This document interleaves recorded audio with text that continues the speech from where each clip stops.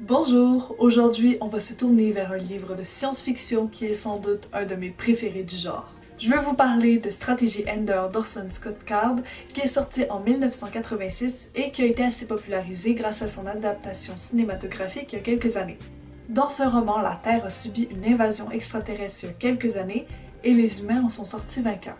Mais aujourd'hui, la menace est toujours présente et afin de la contrer pour toujours, le gouvernement a décidé de sélectionner des enfants qui vont subir un entraînement dans l'espace afin de pouvoir devenir de grands stratèges et gagner la guerre une fois pour toutes contre les extraterrestres.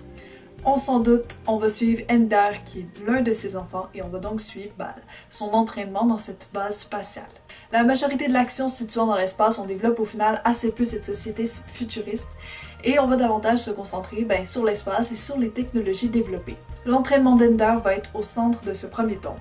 On va voir comment le gouvernement organise un entraînement pour former des futurs soldats de l'espace, comment ils vont les habituer en fait à se battre dans un milieu où il n'y a pas d'apaisanteur et comment également la stratégie peut être développée dans un tel milieu. Tout est abordé de manière extrêmement réaliste. L'auteur dans son roman, il tente de voir toutes les implications d'une guerre extraterrestre. Il se contente pas de mettre une technologie avancée en se justifiant en disant que c'est le futur.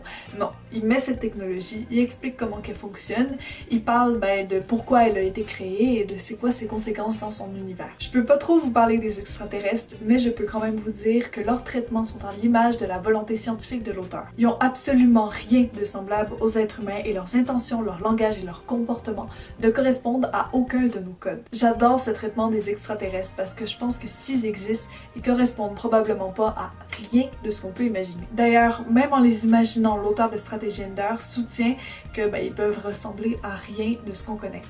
Et puis le premier tome a un côté initiatique qui selon moi fonctionne toujours puisqu'on va suivre Ender pendant toute son enfance et on va donc suivre son évolution. Je pense que c'est le genre de personnage auquel on ne peut pas ne pas s'attacher. Il fait office de pont entre nous et l'univers présenté et il est très réfléchi et il essaie toujours d'agir au mieux même si la situation est pas toujours très facile.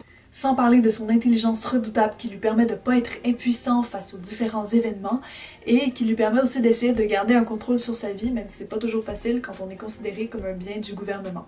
Bref, Stratégie Ender est un roman de science-fiction qui passionne, fait réfléchir et fait voyager loin. Très loin. C'est terminé pour aujourd'hui. On se retrouve demain pour parler théâtre.